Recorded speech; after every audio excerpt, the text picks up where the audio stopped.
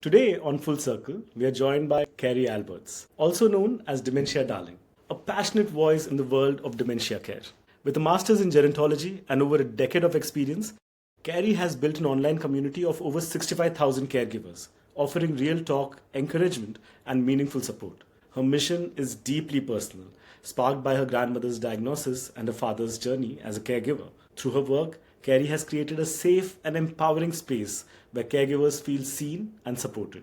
Carrie, we're excited to have you here. Welcome to the Full Circle podcast. How are you doing? Well, first off, thanks for having me. I'm honored to be here and talk with you today. I'm doing well, hanging in there. How about you?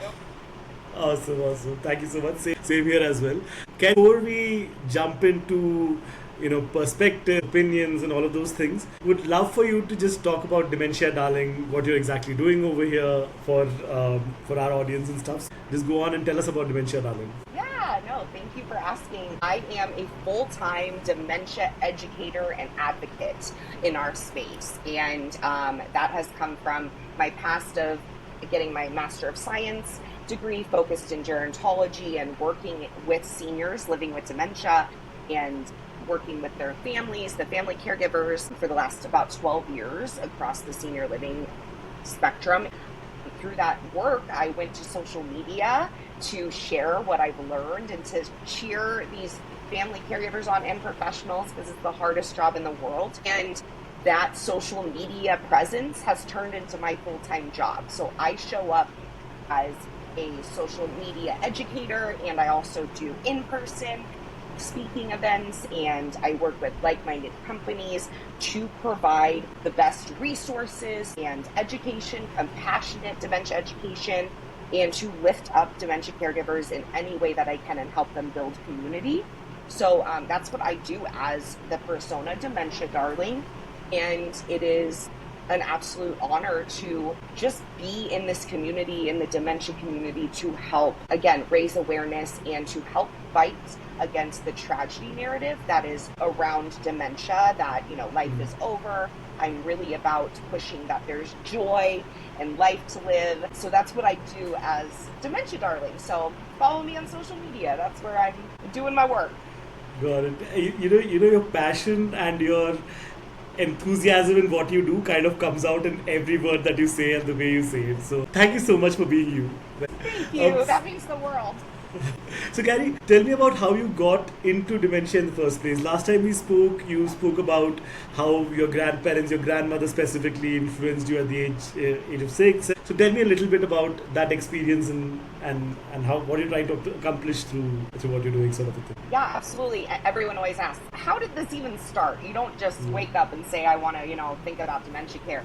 But yeah, my grandmother, unfortunately, was catapulted into dementia when I was 6 years old in a very bad car crash with a head injury. And it changed our family's life overnight. Obviously, I was 6. I didn't know what the heck was going on. No one explained it to me, because I don't think my parents understood either. But my dad became a family caregiver for his mom overnight. And that went on. He cared for her until I was 13. So for all those years, seeing the progression and just wondering what is happening here, and visiting her in senior living communities, and as she moved to memory care and hospice, and it just really obviously stuck with me. I mean, I truly always wondered what happened. And when I went to college, it was still very rare to find gerontology programs, the study of aging. It's hard to find dementia care programs in higher education. And I went to a university in Reno, Nevada. I'm in Las Vegas, Nevada. And they had a gerontology school, and they let me focus on Alzheimer's specifically care. And it just all fell into place. It really did. Like, oh, now I get to find my answers and work in the name of what my grandmother went through and what my dad went through with her.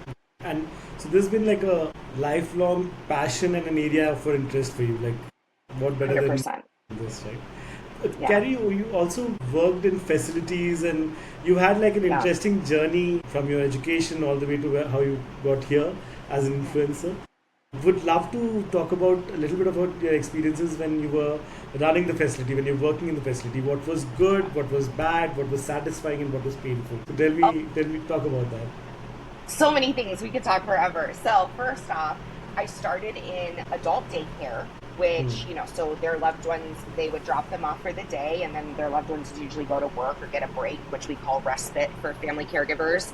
And it was an intergenerational adult daycare center. So there was a preschool on site, and the kids would come over and see all the grandmas and grandpas twice a day for a snack, and we'd hang out. And those experiences, because that was my first job as a caregiver in that world, it was like, oh my gosh, this is why I'm here on this earth, is to be with these people. I mean, it truly was like, just everything made sense when I was working with these people and seeing the joy and seeing the community and seeing the different generations together. That's what really affirmed, like, okay, this is what I want to do. I fell in love with my people. I just wanted to work around these people. And so I always attest that me being who I am and being outgoing and what how I am in the world today is truly a testament to the people living with dementia that I cared for. They are the reason I feel comfortable in my skin. They are the people that I just love to be around and will always remember the people I cared for, especially in those early years. But I went through and, the beauty of adult day centers, because I did end up working at another one later in my career as the director. And the beauty of that is they get to go home. They go home with loved ones. You're not doing that overnight care, which can be very intense for a lot of people. And that's really difficult care as well. And so it's just so different than, when you step into a memory care or assisted living, which I also did, and they live there. They're not going anywhere, and that is their home, those walls. And it's a different feeling, because I would always feel really guilty that they couldn't leave these walls, and I got to leave at the end of the day. I was done at the end of my work day. But, at least with adult daycare, they go home and you see that they have the family and that connection. So that was always kind of hard for me when I transitioned into where people actually lived 24/7. Seeing people that didn't have families, seeing people that never got to leave and have those experiences, that was really difficult. But it also made my job even more important for, to show up for those people and to give them joy and to help, bring a better quality of life to where they are. So yeah, I've just loved working in all these environments, because no matter where I'm caring for someone in my career, it is a beautiful experience to care for someone and to have the honor of getting to know someone in that way, and to have the honor of helping them through one of the most difficult, the most difficult time in their life. And you get to be there and stand by them and support them and love them through it. And that's an honor. So that across the spectrum is always such a gift as a care provider, as a professional in this space. But there's so many moments that affirms, like, this is why I'm here. And I always say my favorite thing was at my first job was when a gentleman told me, "You make me feel alive again." And that's when I knew too. I was like, this is why I'm here. I need to bring this to people, as many people as I can. So I know that was a lot.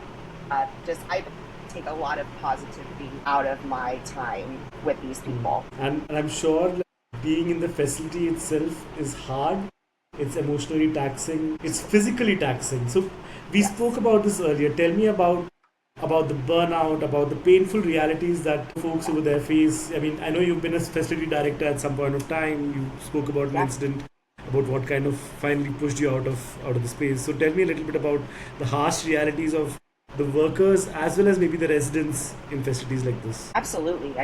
The senior care system, is infrastructure is quite broken, I believe, in where I live in the U.S. I think that, there's so many things that, need to be changed and that are making it not be successful as it should be, for sure. We do not respect, I feel like, our seniors like we should in this country.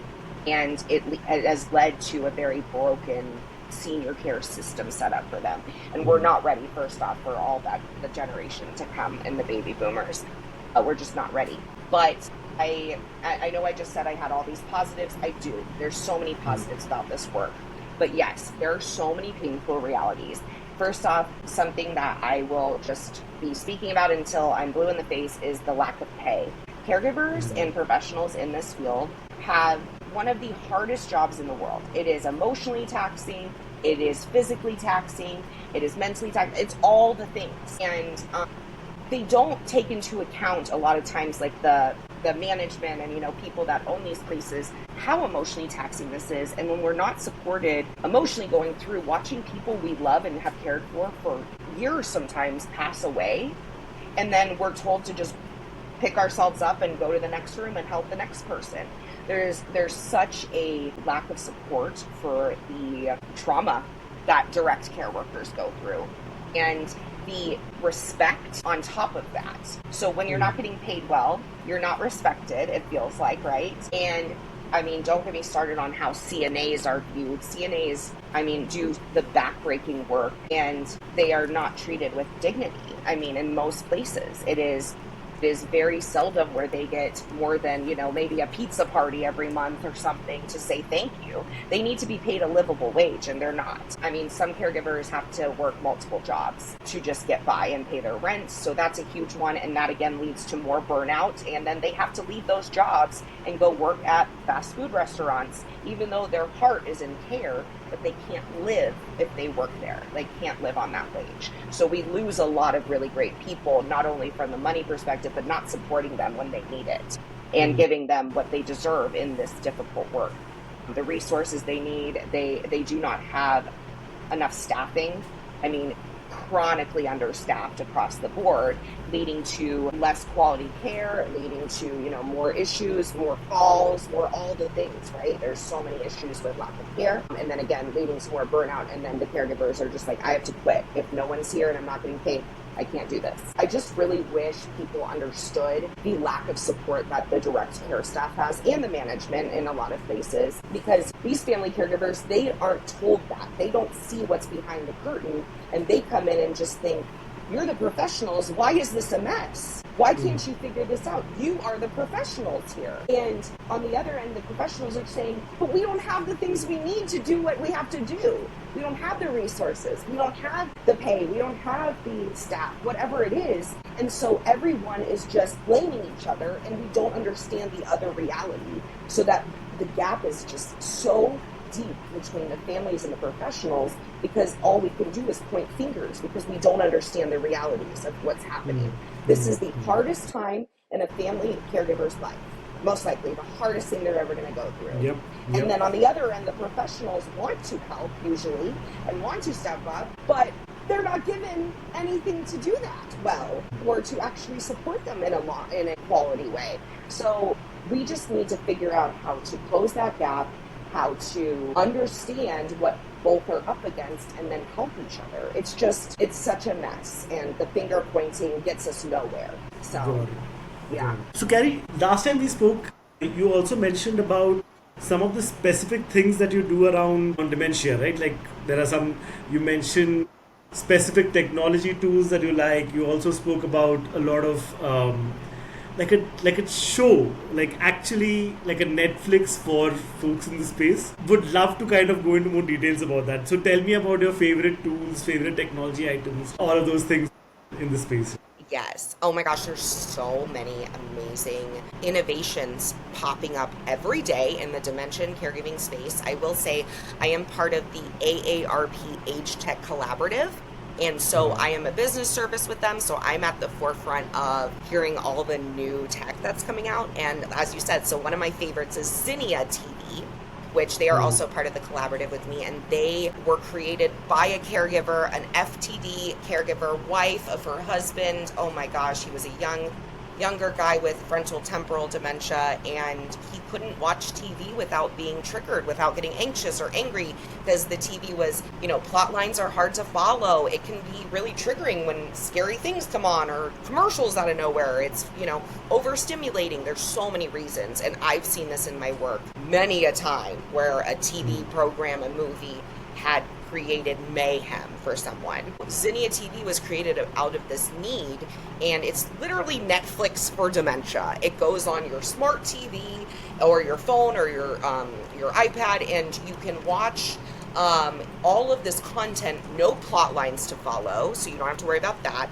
Everything is calming, and it's going to be things that are familiar. We always want to focus on familiar things for our loved ones living with dementia. They use this it's this presence therapy. I forgot the simulated presence therapy, where you're talking to a person that's giving you prompts back and forth, and they have this beautiful conversation. They can engage with the TV. There's also support for the caregivers on there. And there's, different videos for them to learn and to do breathing and, stretching exercises. There's just such beauty to it. And another reason why I love it, obviously it's backed by science. It is out of necessity from a caregiver, but it's also the cheapest thing I've ever been able to find for caregivers to utilize. It's like $6 a month for a family caregiver. It's incredible. It's incredible. And it gives them some respite. It gives them some time to step away when their loved one is engaged with the TV. Got it. Yeah. And on the same lines, Carrie, like given the challenges we spoke about earlier, like the low wages, everything else that's happening, where do you see how will it get better? Like where will technology help? What else needs to happen for it to kind of get just better? Forget about everything else. Totally. I'm really excited. I think this is going to be a game changer. As we said, lack of staff, there aren't eyes on everyone. We can't. And privacy, right? You don't really want someone staring at you all the time. But so there's a lot of tech companies that are developing, sensors in rooms that, not necessarily even, some are not even cameras, but others have cameras where it turns you into a stick figure, so you have privacy still, but you have that oversight. And I do love that, the privacy, the dignity, that's so important. These sensors can literally keep track with data, when they get out of bed, when they don't, and tell, when, how many times did they go to the bathroom last night, how long was someone in their room when they came to help them. It can keep track of all this. And even, they even have it where there are smart toilets which will scan whatever is in the toilet and can go right to the caregiver if they're getting sick, if you can, as much as they usually are. It is insane. So the more tech like that, where we can have that oversight, we can have that extra security for people, that is going to help, because we have lack of staff to do that. So if staff doesn't have to go in and, I know this is terrible, but look in the toilet and see that it's healthy, or normal. They actually have a machine to do that. That takes so much off of them. Same with, the data of, were they up last night many times? Or there's an amazing company, Zila Care, that has Depends, so they're the underwear, and it has a sensor in it and literally sends a notification to a caregiver's phone and tells them how wet the pants are. Yeah. And so if they're not wet, you won't wake them up in the middle of the night to ask them to go to the bathroom, and then they sleep better. There's so many things that we can do and implement that really are quality of life for everyone involved. From everything from engagement to technology like Zinnia TV, like Rendeavor, which is VR for dementia care, which they're finding is very useful for people in advanced dementia. It's actually a beautiful combination we're seeing with VR, and it's exciting. But yeah, all the sensors, the cameras, the wearables, where the alarm will go off for the caregiver if they walk out the door, if they're unsafe for that. That's huge. And yeah, just safety devices. I want to see more, though, in bathroom settings and kitchen settings for people in the home. We're kind of lacking in that. And yeah, and then another one about the bathrooms is there's a company that works in bigger communities, and it's like this sensor on the wall can detect moisture in the pants from the wall and tell the care staff if someone needs to be changed. It's insane. So I don't know, but it is really cool to see, and that's what gives me hope. Understood. And see, what I'm realizing in this conversation is it's not just about, there's obviously a factor of efficiency. Can it make it more efficient so that rather than having, let's say, 10 care providers, you have fewer and you're able to pull off the facility with that? The other angle could also be that if they're able to take away some of the work that makes the job hard, right, you'll probably be able to attract more talent. You'll be able to get more people in this thing. So, for example, the stuff that you said about which monitors the toilet and tells you if the stools were healthy or not, sort of a thing, right? All of that is actually useful, really useful and meaningful technology in that sense, right? It would really is. Make a big difference. Yeah, whatever we can do to make this a little less hard on the caregiver, the more, like you said, we're going to have more people that will do the job. Because a lot of people are like, well, I would do it if I didn't have to help in the bathroom, or Yeah, I would do yeah. it if I, and that's why we even say even something as little as installing a bidet can be a game changer, because Yeah, then they're for like, sure. that's a little less than I have to do now. And it's just being That's creative. true. That's true. That's true. That's true. Yeah. Understood. Do, Kerry, I'm sure you have like so many ideas. I'm guessing through the AARP Foundation. I mean, with the group over there, you must be working on stuff. Do you help in seeding some of this, like new ideas in terms of technology and things that can be done? Tell me a little bit about the group itself and what you do there. Yeah, no, it's so cool. So I have been able to, with this collaborative, I am seen as a business service. So I'm there as a resource for these companies. So if a company is like, okay, I'm working on a technology that's going to help dementia caregivers or people living with dementia specifically, any of those like kind of groupings, they can meet with me and I can help them kind of talk through who they're trying to, who their end user is. And I'm really trying to push, if you're making tech for people and they're not sitting at your table, your end Hmm. user is not there, then we have a disconnect and you're building, Yeah. who are you building for? So Yeah. I want to facilitate, and I'm trying to help facilitate people living with dementia, their caregivers at the table with them to help them through this journey of innovating, because we can't waste time on things that aren't going to work, right? And caregivers Hmm. and people living with dementia, they can't take on new innovations that are going to make life harder, that aren't, accessibly going to just go right into their daily routines. So we need to make sure we're building for these end users. So I'm really here in that group to be an educator, and it was such a beautiful opportunity. The biggest tech conference in the world is in Las Vegas, where I live, Hmm. CES, and Of course. I was able to speak last year on the Wow. AARP stage about innovators in, building for dementia care. And I got to say at the end, my big call to action, if you're building this tech without them at your table, you're wasting your time, Of course. truly. And it's a disservice. You need Yeah. to have a council of people living with dementia, and they need to be Hmm. your experts, because they are the experts here, and they need to be at the table. Same with the caregivers. So that's what I do with them. And then on top of that, there are some really beautiful age tech groups outside of the AARP group as well. It's a wonderful, just group of people in general in the age tech realm. But there's different big cities in the US that are creating these groups, and I am part of the founding Las Vegas Age Tech Group. Very And cool. we're getting started this summer for the first time. So Got it. lots of really cool things ahead in this world. So as a business service in this group and in various other work that you're doing, you are not only a mentor, you're kind of somebody who knows the customer in this, right? Like you could actually come and tell Yes. them, like, hey, this is going to work. These are the problems. How do you tweak it, sort of a thing. So all the work that you're doing must be super satisfying, like in all levels, right? It Awesome. is. It is, and things that I'm still learning every day about dementia. Of course. You'll often hear me say I'm not an expert in dementia. I don't think anyone really can be, because we're still learning so much about it. We still Yeah. don't know everything, and it's just cool to be able to come to a company and say, "This is great, but have you thought in dementia care eyesight goes away and it narrows, so we need to think about these things." And actually, people living with dementia see the color green last, so let's focus on the colors they can see. And color theory is actually a big thing in care. And Wow. so it's exciting. I love it. It really is exciting to be able to educate on a level like that with people that you wouldn't normally have contact with. I mean, these engineers, why would they be learning about dementia otherwise? So it is cool.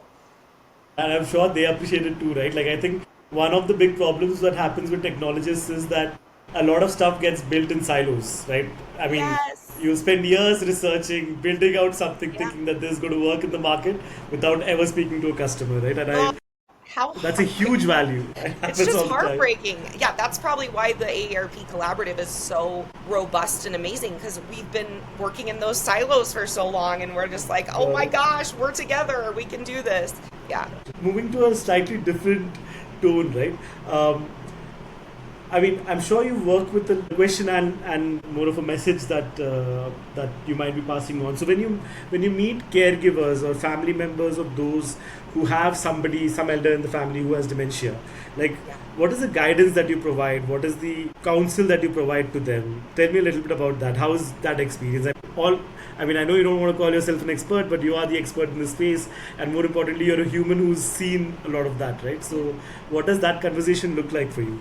Yeah, when people, so in the beginning of their journey, right? So when someone is just getting a diagnosis for their loved one or for themselves, scariest thing ever, right?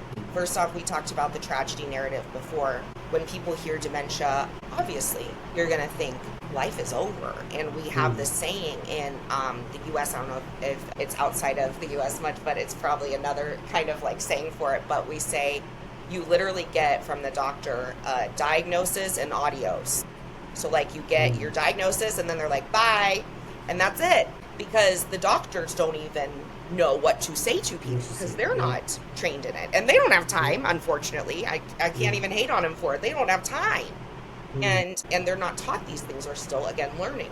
So these people are often going to social media because they don't know where else to go.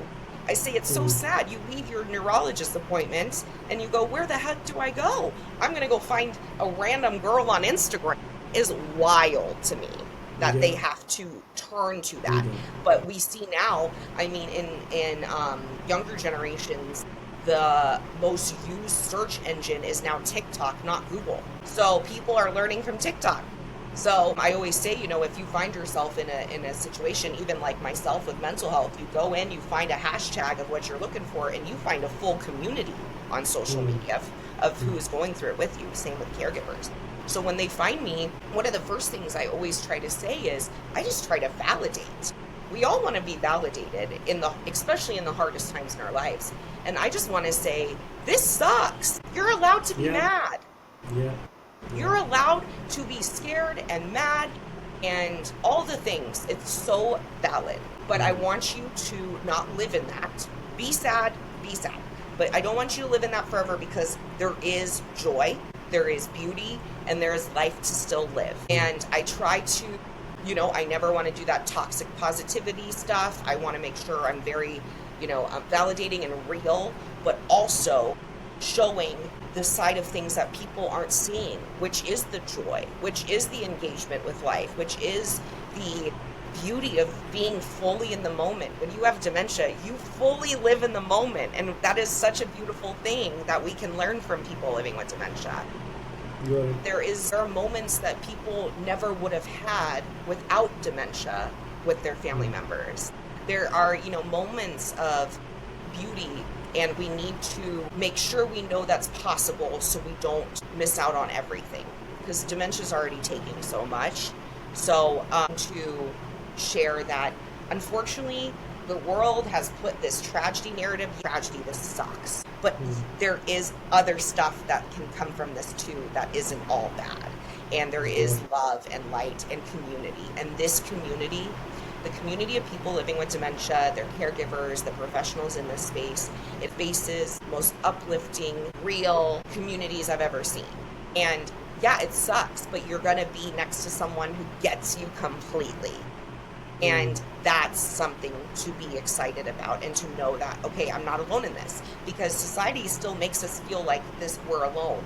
Millions and millions of people feel alone in this journey in their homes right now.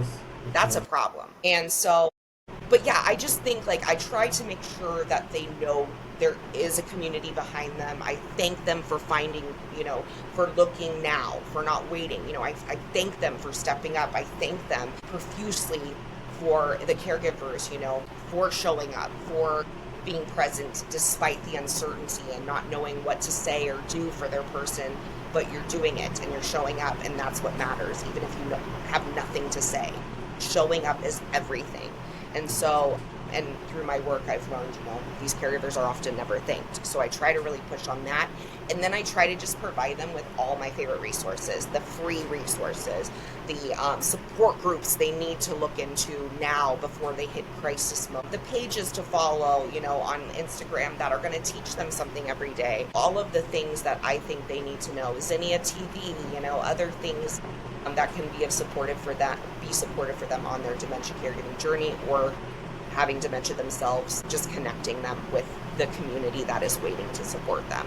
So it's a lot about first recognizing that yes, something you've heard bad news, but then basically moving on to saying how do you deal with that, what's available, maybe look at the silver lining and all of those things. Yeah. I completely imagine. By the way, Carrie, is there stuff that I know that some of these are genetic?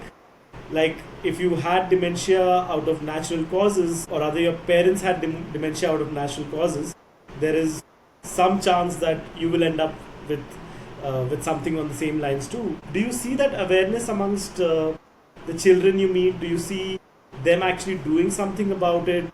Maybe if there is some planning that can be done, how do you I'm sure that itself is a realization, right? So somebody I know, her mother has Alzheimer's, and she knows that she's at high risk of getting that as she ages.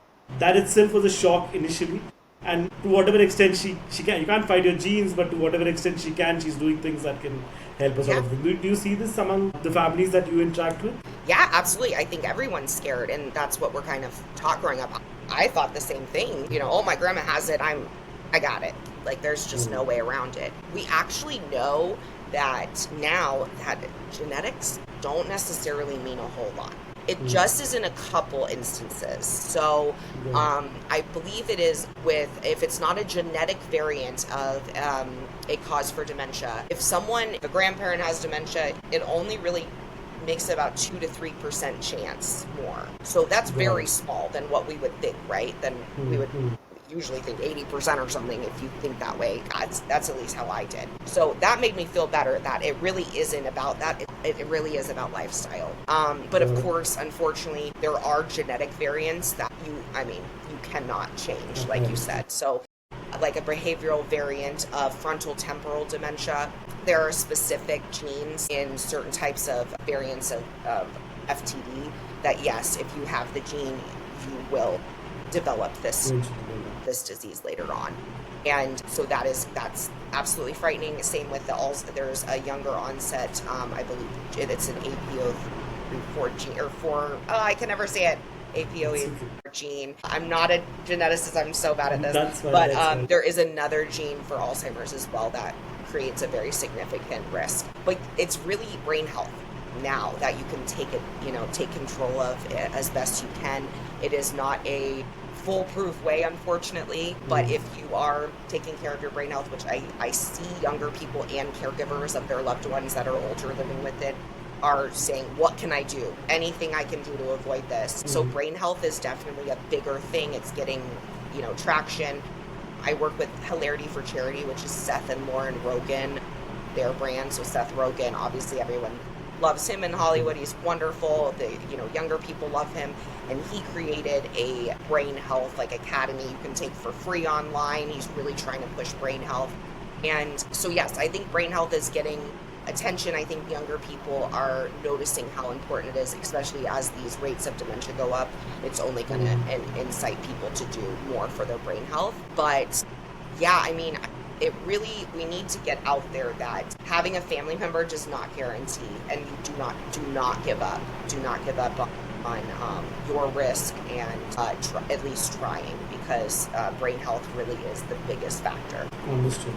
And taking care of your brain health is the nearest thing you can do to prevention in this space. And I don't think it harms anybody. So whether you're at risk or not, it's always good to kind of focus on that sort of thing. Yes, and if I could just say, just so it's also just to make sure, one more thing is, yes, our heart health is very indicative of our brain health. So taking care of your heart in general is going to be better for your health, because vascular dementia is a very, very prominent dementia, and that is because of vascular health in our heart health. But what I just wanted to make sure it is known, because sometimes it can get hard to understand, that dementia itself is not a disease. It is a set of symptoms, and it can be caused, those symptoms, dementia, can be caused by over 120 reasons, diseases, causes, what have you, brain injuries, there's different things. But dementia itself is not a disease. So just putting that out there. Understood. No, that's actually useful for me as well at various levels. Carrie, I think this has been wonderful. I wanted to, before we kind of close this episode, is there a message you want to leave with the audience, whether they are dementia patients or caregivers of dementia patients? Anything that you would like to kind of leave for them? First off, I wish I could hug everyone. I want to give you the biggest hug, and just please know that, one, I know it can be so lame to hear and you're like, come on, but you are not alone. Even on those nights when you're crying in your closet and it feels so alone, you have an army of millions of other people crying in their closets. We are alone together. Just please know that I see you. Please know that your story and your experience through this matter. You, as a person living with dementia, as a caregiver, as a family member, your story matters. And however you want to share that, whether it's in your personal life, whether it's written, whether it's in an article, whatever you want to do, share. We need awareness. We need people to wake up. And the more we share in our daily lives, the more we can find our own community right around us and make other people feel seen. So I just encourage that, and showing up is everything. So show up scared, show up angry, show up anxious, show up. I just thank you, I love you, and I just can't put into words how important you are. Carrie, that's a message directly from the heart, right? And it's very heartening to kind of hear that. Thank you so much, Carrie, for your time. This was fantastic.